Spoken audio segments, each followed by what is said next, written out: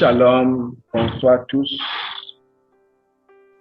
Père éternel, nous te disons merci à ce moment précis que tu nous donnes pour partager ta parole.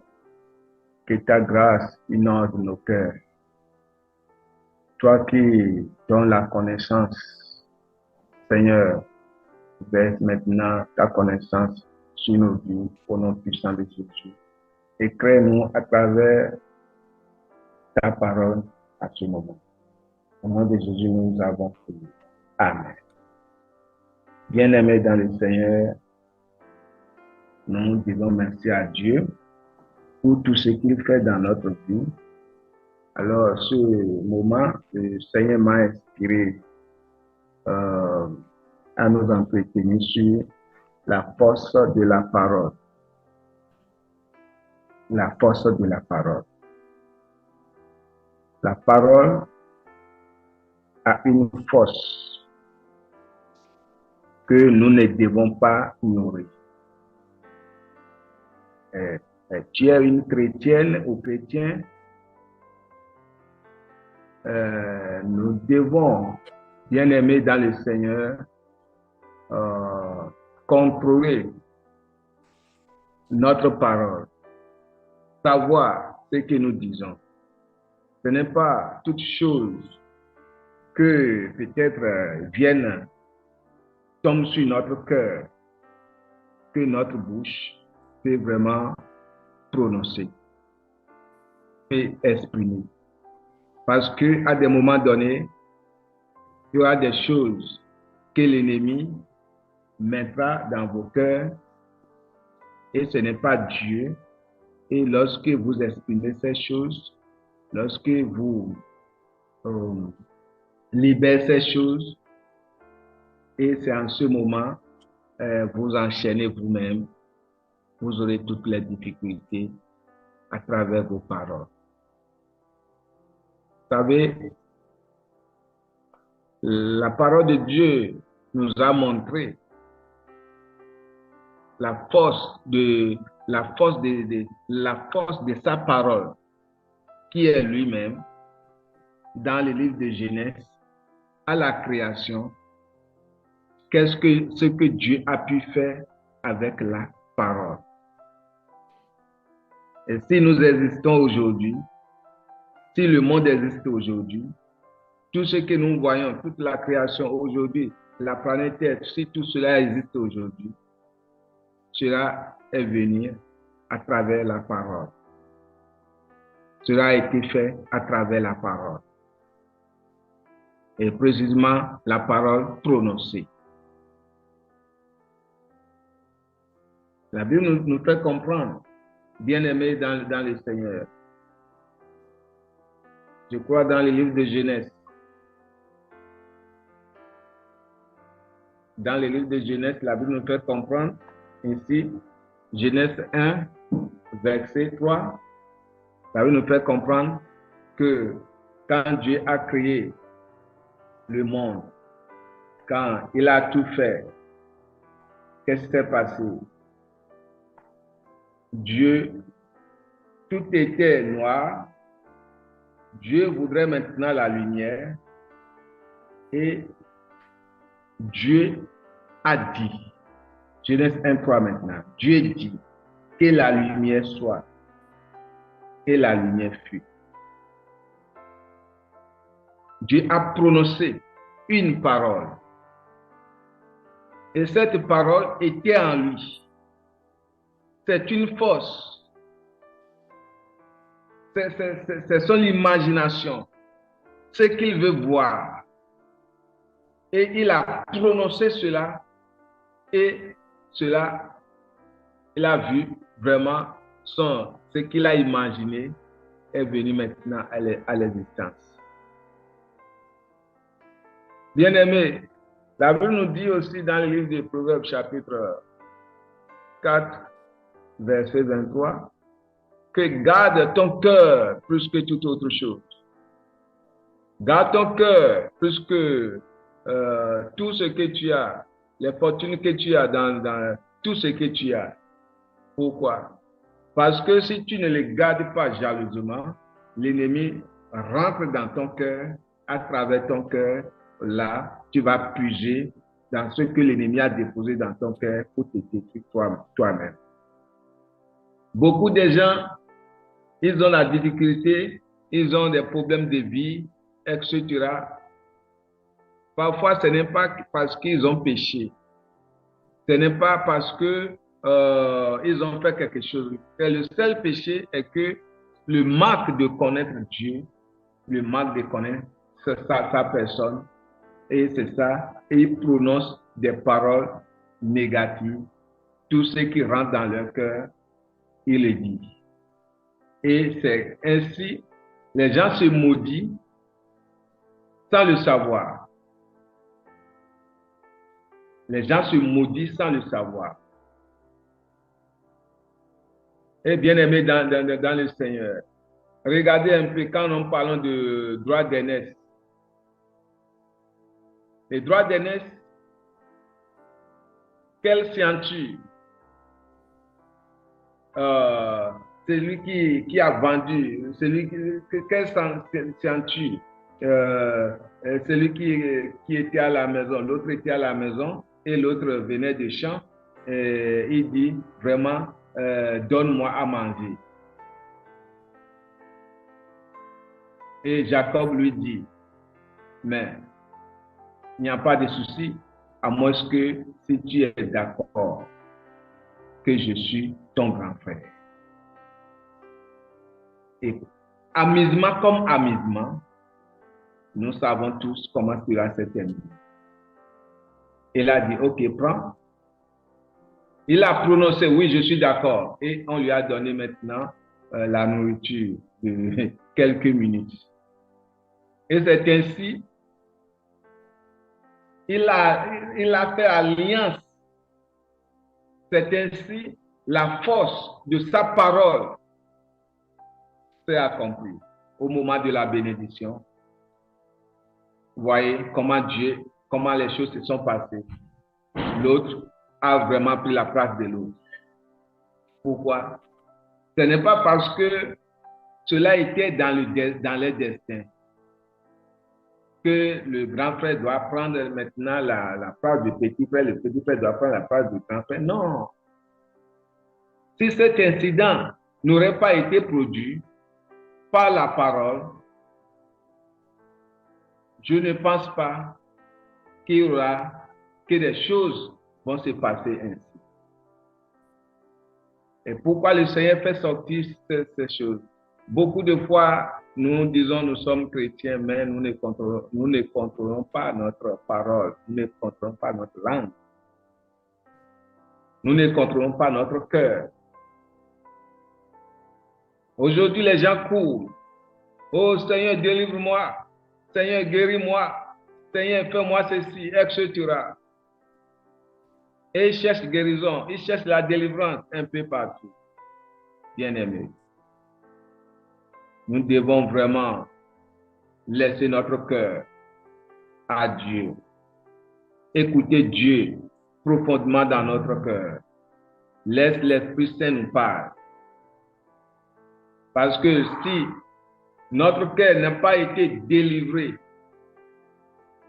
si notre cœur n'écoute uniquement que la voix de Dieu et notre cœur écoute autre voix, la délivrance serait vraiment un peu loin de nous.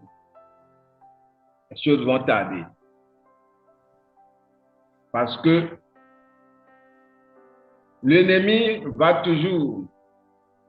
va vouloir utiliser ton cœur.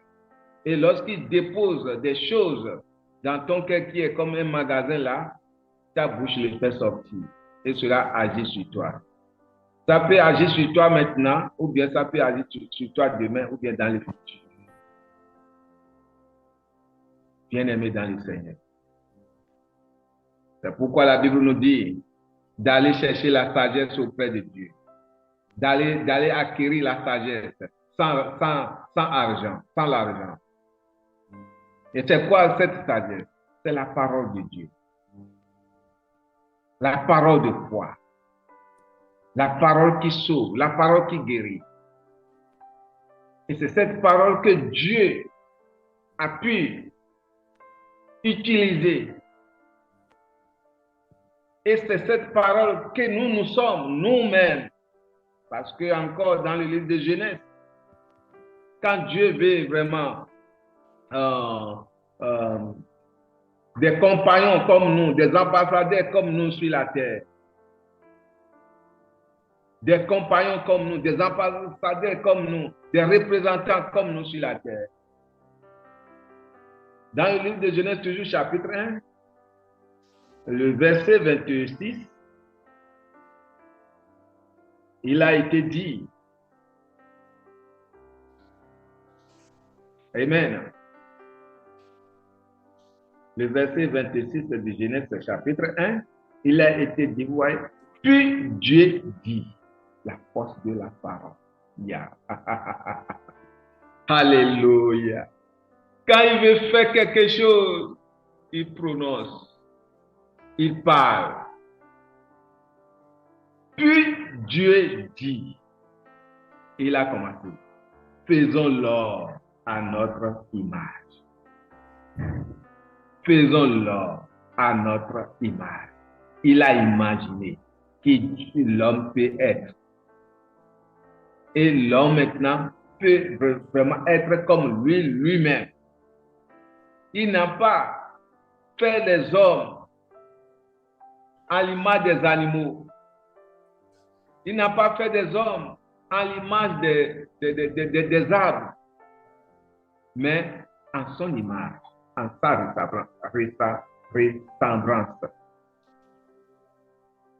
Et cela, l'homme que nous sommes, a été fait par la parole de Dieu prononcée. Donc, bien aimé, la parole a tellement une force qu'on ne peut pas dénier, qu'on ne peut pas refuser. C'est très important. C'est pourquoi tu dois savoir utiliser ta langue.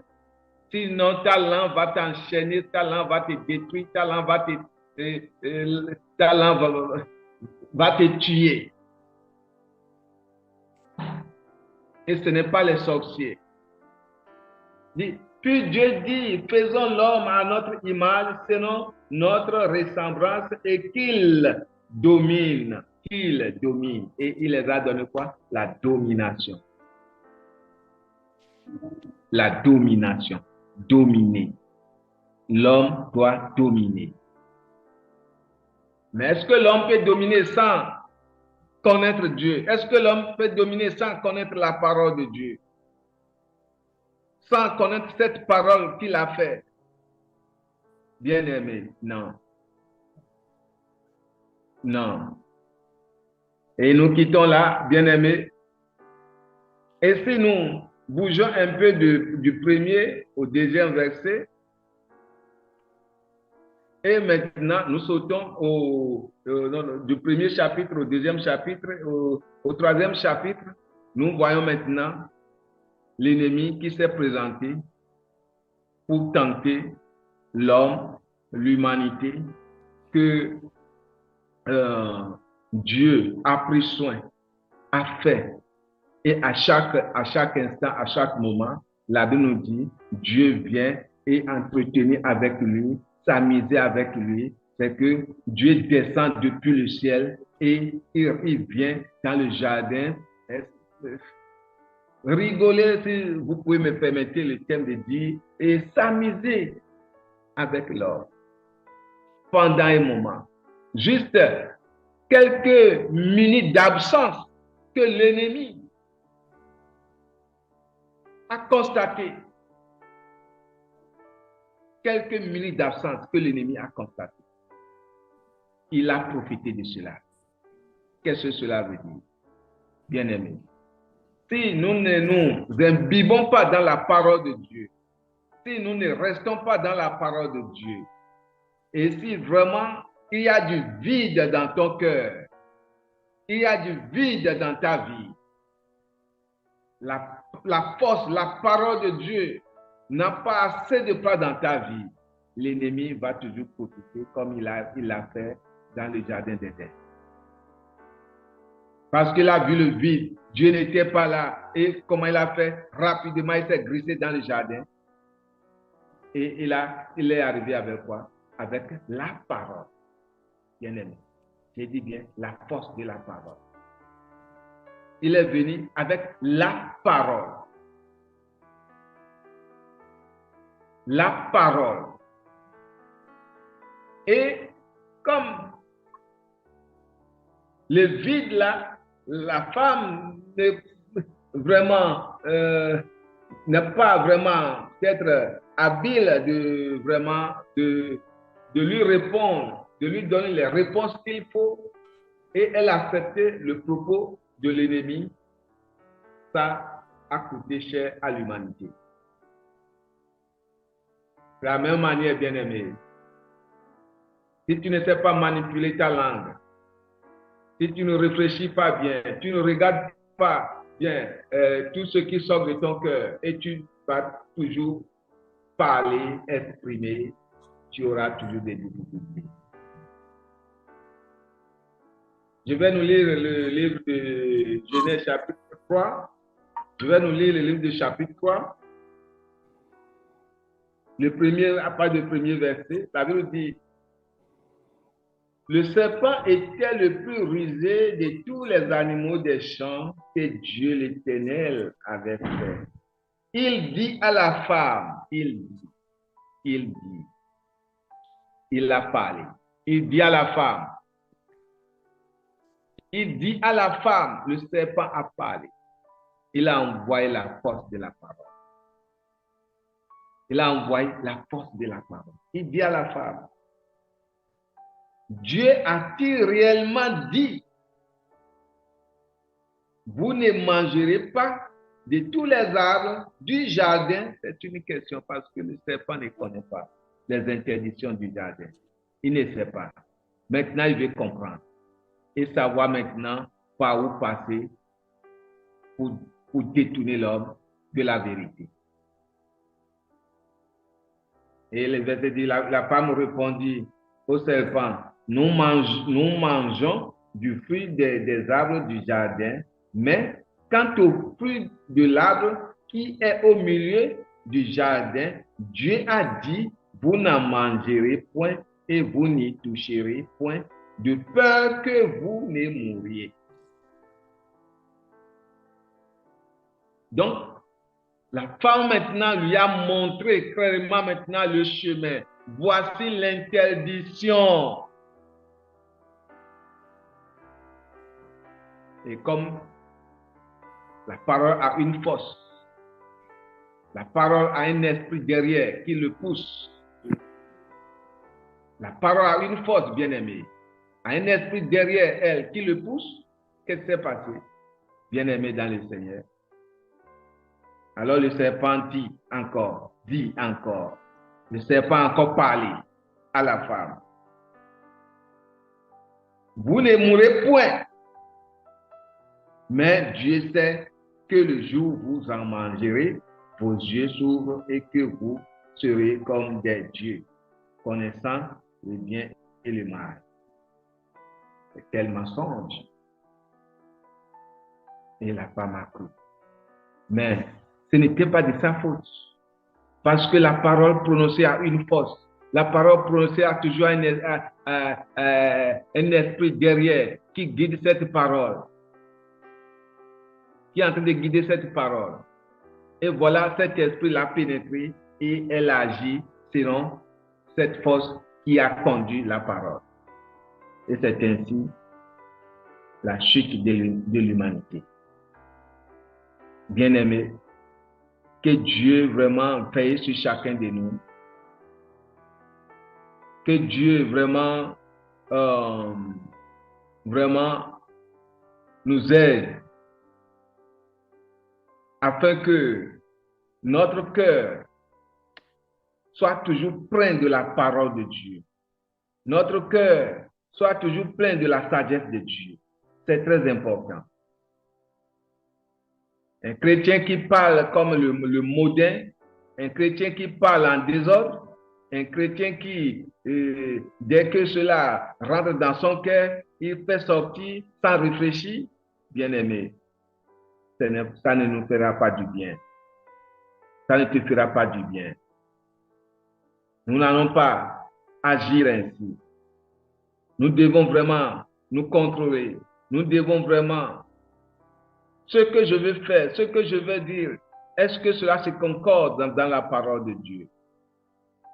Oh Seigneur, que ta lumière me guide.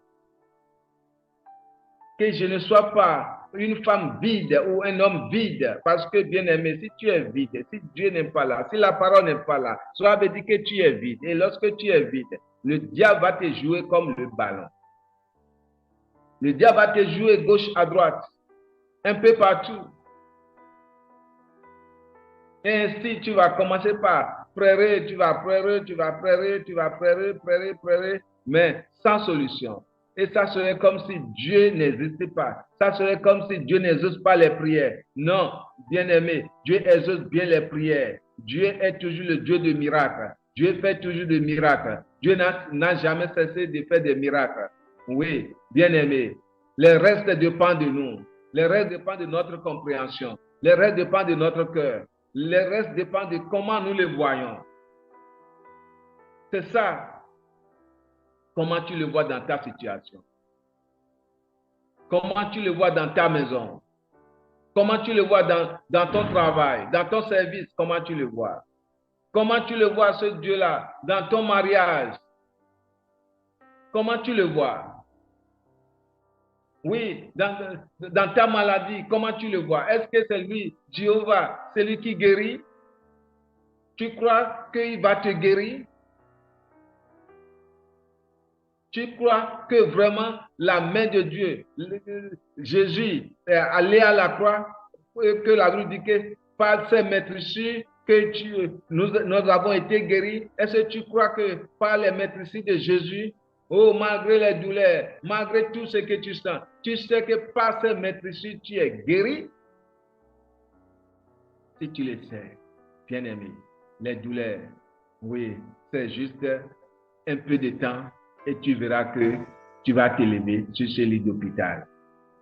Tu vas t'élever sur ces chaises roulantes au nom puissant de Jésus. Parce que la Bible dit, je crois dans Hébreux 13, 8, qu'il est le même hier, aujourd'hui et éternellement. Il est toujours le même, bien-aimé. Le reste, c'est comment nous utilisons notre langue. La parole. Beaucoup de parents, de certains parents qui ne connaissent pas Dieu, même certains parents qui disent connaissent Dieu. Ceux-là qui disent connaissent Dieu, beaucoup de ces personnes bien-aimées dans le Seigneur utilisent la langue pour détruire les enfants, maudire les enfants. Beaucoup, parmi des gens, même chrétiens, utilisent la langue pour détruire les foyers.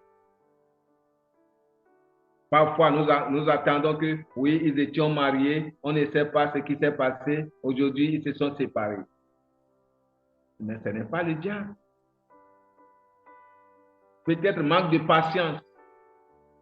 Et la femme, ou bien l'homme, a prononcé quelques paroles. J'en ai marre. Je préférais être célibataire que vraiment d'avoir femme à côté. La force est déjà rentrée dans cette parole. Même si ce n'est pas immédiat, ça t'attend devant. Ça t'attend demain. Ça t'attend dans le futur. Parce que tu l'as déjà prononcé. C'est pourquoi je nous conseille chaque jour que nous voulons prier avant de coucher. Il faut que nous prions, demander à Dieu, Seigneur, pardonne-moi si j'avais dit des choses au contraire à ta volonté. Pardonne-moi si j'ai lancé des mots peut-être contre ta volonté dans ma vie, contre ta volonté de mon foyer, de ci, de ça. Seigneur, pardonne-moi. Et j'anéantis tout mot négatif qui est sorti de ma bouche au nom puissant de Jésus. Bien-aimés, je pense que si nous pourrons, à chaque jour, à chaque soirée, avant de dormir, commencer par faire ces exercices. Alors, ce que nous l'avons fait, ces paroles que nous avons prononcées, et inconsciemment, nous pourrons maintenant les anéantir. Et un peu, nous allons maintenant, nous serions conscients et demeurer dans la parole, crever dans la parole, et que la parole commence par faire quoi? Nous guider. Et lorsque, à des moments, nous sommes des humains, les choses vont venir, tu vas pas dire, ah, pourquoi j'ai dit ça? Au nom de Jésus, je retire la parole. Et tu le retires. Je retire la parole. Ça là que je viens de, je le retire et tu le retires. Bien-aimé, oui. Parce que tu as senti que ce que tu viens de prononcer, ce que tu viens de dire, ce n'est pas bon, ce n'est pas bon pour ta vie, ce n'est pas bon, donc tu le retires. Et c'est ainsi, bien-aimé. Faisons attention à ce que nous disons. Faisons attention à notre pensée. La même que la parole a une force, c'est la même que notre pensée a une force. L'homme est toujours ce qu'il pense. Tu n'es pas différent de ce que tu penses, tu n'es pas différent de la parole qui sort de ta bouche. Tu n'es pas différent. Tu n'es pas différent. Je vais prier pour nous. Ô Seigneur, merci d'avoir nous enseigné ce moment, cette parole, la force de la parole. Dieu Tout-Puissant, aide-nous à rester constamment dans ta parole, à crever, connaître ton cœur, ta volonté pour notre vie, et que notre bouche parle selon le désir, ton désir pour nous, et que notre bouche ne prononce pas les paroles que l'ennemi a déposées dans nos cœurs, au nom puissant de Jésus. Que ta grâce nous accompagne, que ta grâce nous impacte, nous tous qui avons vraiment écouté cette parole, la force de ta parole. Que cette grâce nous impacte afin que nous soyons vraiment sauvés de toute ruse de l'ennemi. Au nom puissant de Jésus, nous avons prié. Amen.